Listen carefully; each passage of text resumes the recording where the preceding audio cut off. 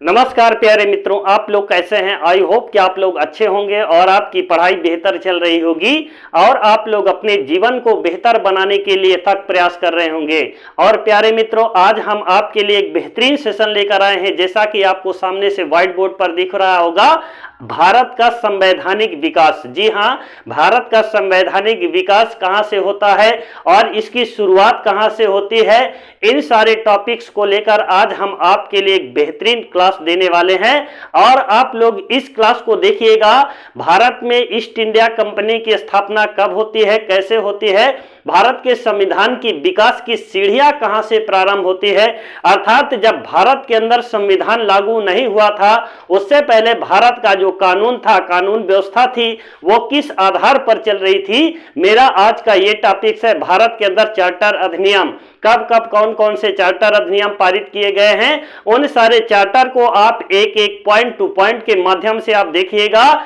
और आप लोगों को यहां से बहुत ही मनोरंजन आने वाला है और साथ में ये आपके एग्जाम की दृष्टि से बेहद महत्वपूर्ण वीडियो होगा।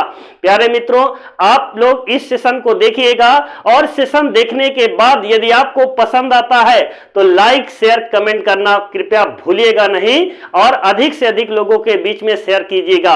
अब देखते हैं भारत का संवैधानिक इतिहास क्या है, इसके बारे में थोड़ा हम डिफिनीशन जानेंगे और डिफिनीशन जानने के बाद जो है तब हम चलेंगे भारत के अंदर 1600 ईस्वी का जो एक राजलेख के माध्यम से भारत के अंदर चार्टर अधिनियम आता है जिससे ईस्ट इंडिया कंपनी की स्थापना होती है। उससे पहले हम ये जानेंगे कि भारत के संवैधानिक इतिहास क्या है।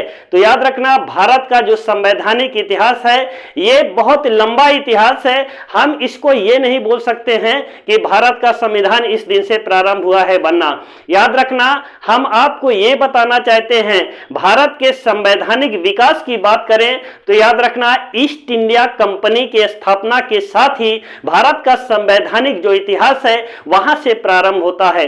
आप जानते हैं कि भारत में अंग्रेज सिर्फ व्यापार करने के उद्देश्य से आए थे और अपने दिमाग और बुद्धि के बल पर यहां पर अनेक लोगों को पराजित किया। डच, अंग्रेज, फ्रांसीसी, स्वीडिश, डेनिश जितने भी आए, पुर्तगाली आए, सभी को अंग्रेजों ने बारी बारी से परास्त कर दिया और तब तक को क्या कर दिया, धीरे धीरे करते करते भारत पर पूरी तरह से कब्जा कर लिया।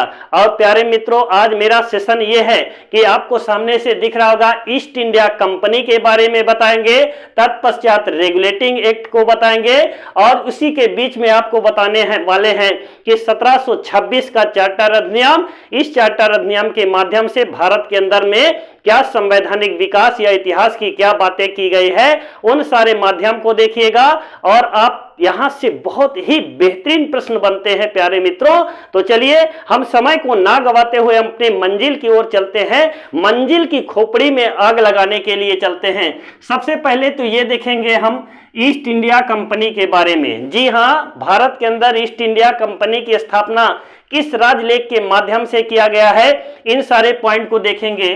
तो याद रखना, ईस्ट इंडिया कंपनी की बात करते हैं। जी हां, ईस्ट इंडिया कंपनी की यदि बात करते हैं तो ईस्ट इंडिया कंपनी की स्थापना 1600 ईस्वी के एक राजलेख के माध्यम से। जी हां, कौन सा, 1600 ईस्वी के एक राजलेख के माध्यम से। किस लेख के माध्यम से, राजलेख के माध्यम से महारानी एलिजाबेथ प्रथम। जी हां, महारानी एलिजाबेथ प्रथम।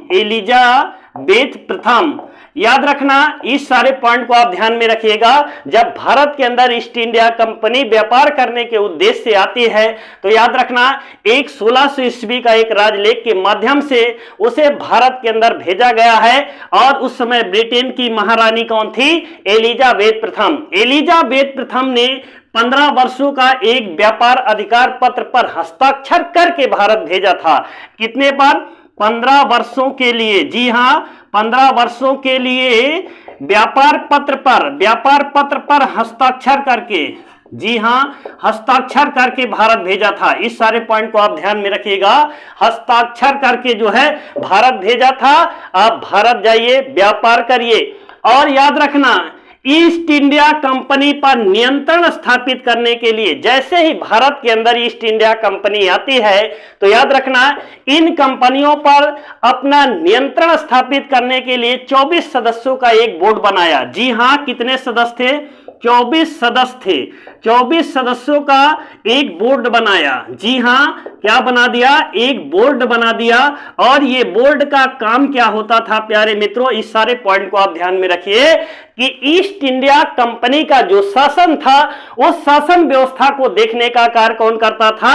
24 सदस्यों का एक बोर्ड बनाया गया और इस 24 सदस्यों के ऊपर, जी हां, इस 24 सदस्यों के ऊपर एक गवर्नर की नियुक्ति की गई। जी हां, किसकी नियुक्ति कर दिया गया? एक गवर्नर की नियुक्ति कर देते हैं और 24 सदस्य इसके सहयोगी होते हैं और गवर्नर क्या करता है? इन सदस्यों के माध्यम से ईस्ट इंडिया कंपनी के ऊपर अपना नियंत्रण स्थापित करता है। प्यारे मित्रों, इन सारे पॉइंट को आप ध्यान में रखिएगा, नोट कर लीजिए, स्क्रीनशॉट ले लीजिए, किताब पेन उठाइए, कॉपी उठाइए और लिख डालिए। यहां से बनने वाले सारे प्रश्नों की जो है आप धज्जियां उड़ा दोगे, क्योंकि मैं आपको एक तरफ से बताने वाला हूं, यहां वहां से भागने वाला नहीं हूं। यदि चार्टर से उठेगा प्रश्न तो आप उसकी खोपड़ी को उड़ा दोगे। और उससे पहले आपसे कहना चाहता हूं कि जो लोग अभी चैनल पर नए हैं वो चैनल को जो है सब्सक्राइब कर लें। और प्यारे मित्रों, आप लोग इसका स्क्रीनशॉट एक बार ले और तत्पश्चात हम इसके आगे चलने का कार्य करते हैं और देखते हैं कि इससे कैसे कैसे प्रश्न बनता है। जैसे मैंने तुमको बता दिया, भारत में ईस्ट इंडिया कंपनी की स्थापना 1600 ईस्वी के एक राजलेख के माध्यम से किया गया। उस समय ब्रिटेन की रानी महारानी एलिजाबेथ प्रथम थी।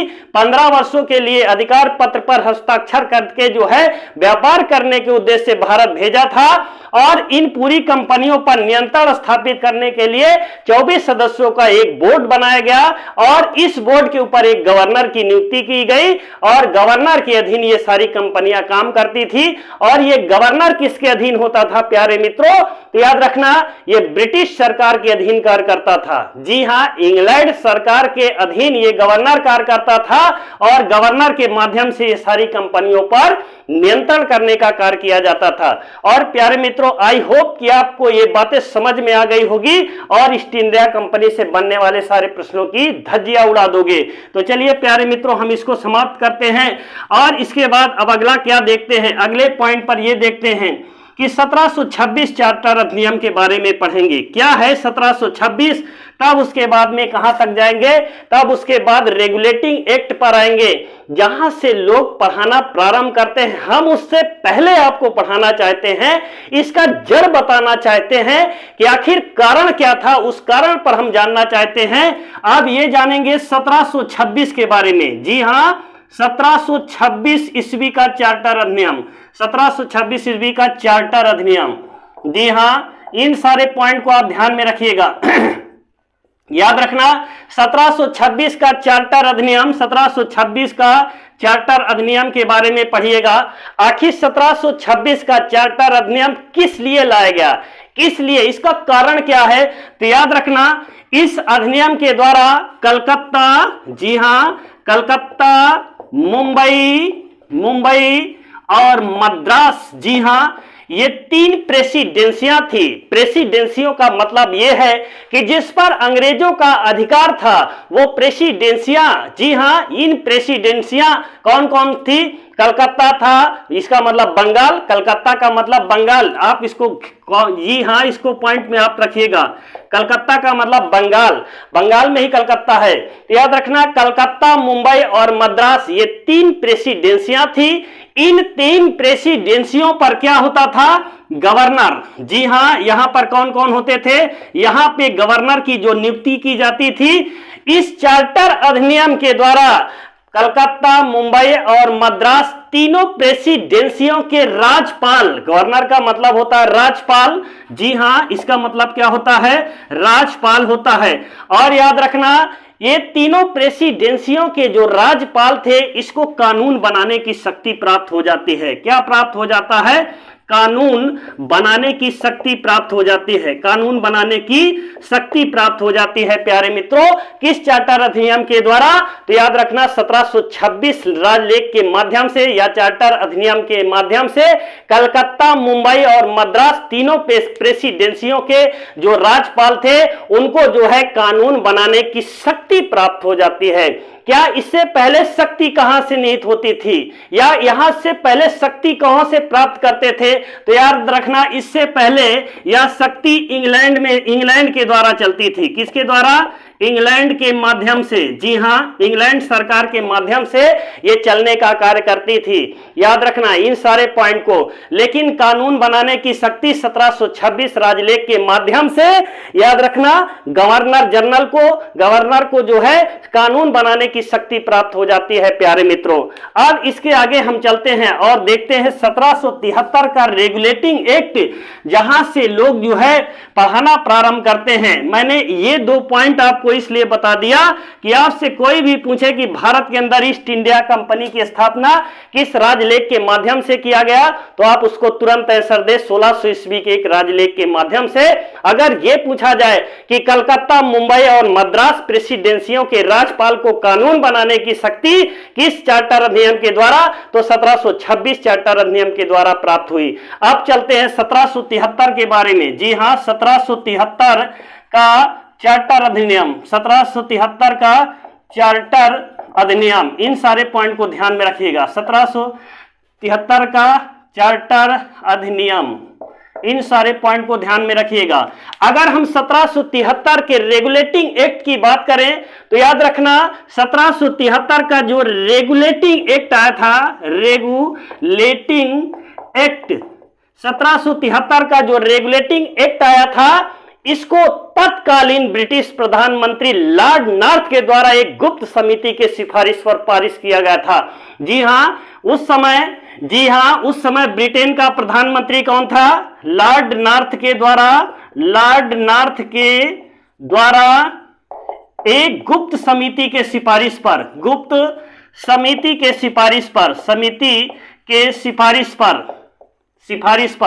याद रखना, एक गुप्त समिति के सिफारिश पर पहली बार कंपनी के शासन को चलाने के लिए एक लिखित संविधान प्रस्तुत किया गया। जी हां, कि 1773 के रेगुलेटिंग एक्ट के माध्यम से कंपनी के शासन को चलाने के लिए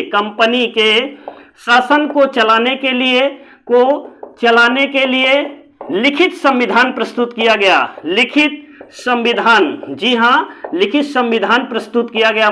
मेरे प्यारे मित्रों, इन सारे पॉइंट को आप देखिएगा कि जब सारा 1773 का रेगुलेटिंग एक्ट आता है, इस एक्ट को पारित कराने का कार्य कौन किया है? तो लॉर्ड नॉर्थ के द्वारा। जी हां, लॉर्ड नॉर्थ के द्वारा पहली बार कंपनी के शासन को चलाने के लिए एक लिखित संविधान प्रस्तुत किया गया। और किस एक्ट के माध्यम से? 1773 के रेगुलेटिंग एक्ट के माध्यम से पारित किया गया।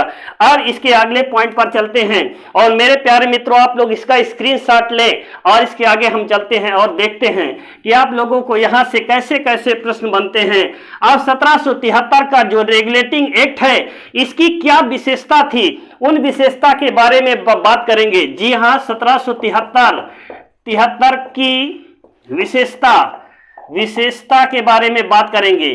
क्या है इसके प्रावधान? 1773 का रेगुलेटिंग एक्ट आया था, उसमें क्या क्या प्रावधान किए गए थे? पहले प्रावधान की बात करें तो कलकत्ता, मुंबई और मद्रास की हम बात करते हैं। जी हां, कौन? कलकत्ता, मुंबई और मद्रास, इन सारे पॉइंट को आप ध्यान में रखिएगा। आप अभी पढ़ चुके हैं कि 1726 के चार्टर एक्ट के माध्यम से कलकत्ता, मुंबई और मद्रास जो ये 3 प्रेसिडेंसियां थी, ये 3 प्रेसिडेंसियों के राज्यपाल को कानून बनाने की शक्ति प्राप्त होती थी। और अब यहां पर 1773 के बाद इसका क्या प्रावधान कर दिया गया? याद रखना, ये तीनों प्रेसिडेंसियों को एक कर दिया गया। क्या कर दिया गया? इसको मिला दिया गया, तीनों को एक बना दिया गया। और याद रखना, बंगाल, ये कलकत्ता का नाम आप सुन रहे हैं ना, कि किसके अधीन कर दिया गया?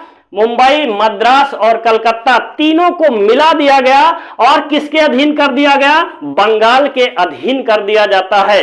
और बंगाल में एक गवर्नर जनरल की नियुक्ति कर देते हैं। किसकी नियुक्ति कर देते हैं? इसके ऊपर गवर्नर जनरल की नियुक्ति कर देते हैं। अभी एक शब्द इसमें नहीं जुड़ा था। कौन सा नहीं जुड़ा था?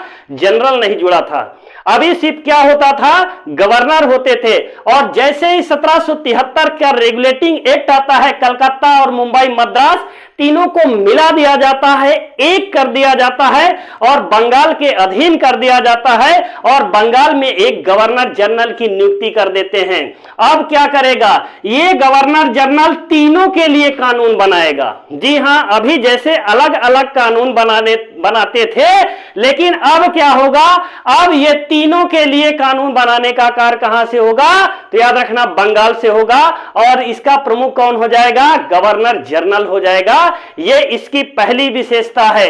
अब इसकी दूसरी विशेषता पढ़ा जाए। जी हां, 1773 रेगुलेटिंग एक्ट की दूसरी विशेषता क्या है? उस दूसरी विशेषता पढ़ाएंगे। तो याद रखना, भारत में पहली बार सुप्रीम कोर्ट की स्थापना किया गया है। जी हां, बंगाल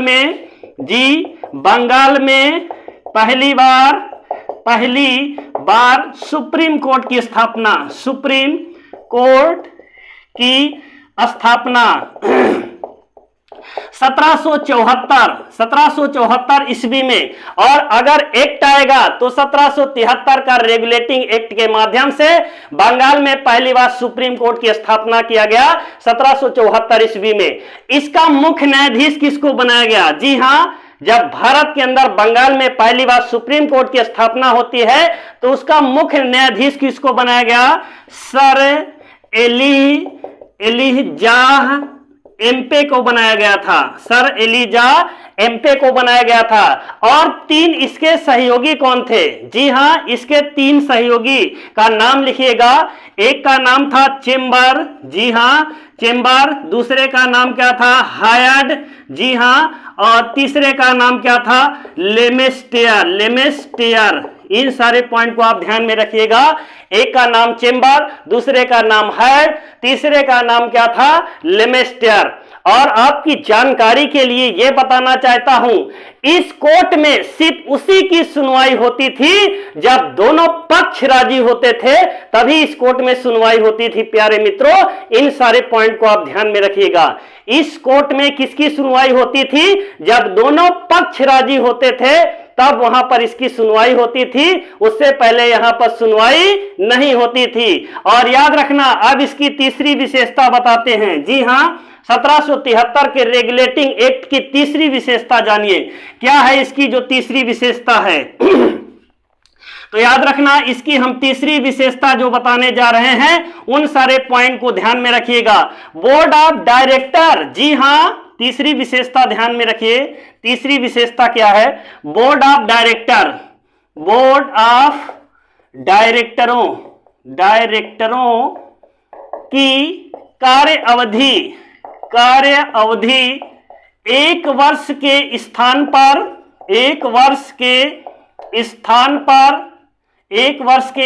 पर बढ़ाकर 4 वर्ष कर दिया गया। जी हां, याद रखना, अभी जो मैंने बताया कि 24 सदस्यों का जो एक बोर्ड बनाया गया था और उस बोर्ड क्या करता था? वो कंपनी का देखरेख करता था। उसके जो सदस्य थे, मेंबर थे, कितने थे?